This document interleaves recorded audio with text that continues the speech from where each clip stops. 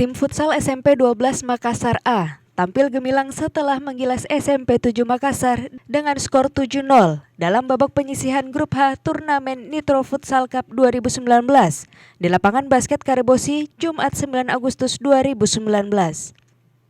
Pada awal pertandingan, kedua tim bermain saling menyerang dan SMP 12 pun berhasil membobol gawang SMP 7 Makassar dengan mencetak 3 gol di babak pertama. Pada babak kedua, SMP 12 kembali memperlihatkan kegemilangannya dengan mencetak 4 gol tanpa balas, hingga pertandingan berakhir dan mendudukan skor 7-0 untuk SMP 12.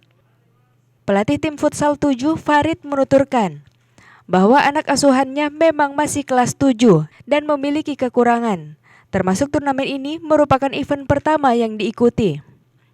Ini kan masih kelas 7, jadi dia baru untuk event permulaan untuk kali ini, jadi mungkin masih banyak kekurangan untuk dari segi teknik dasar, passing dan sebagainya.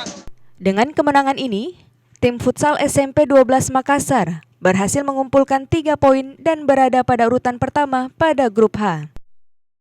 Hasmidin Rizaldi, Fajar TV dan Fajar Radio melaporkan.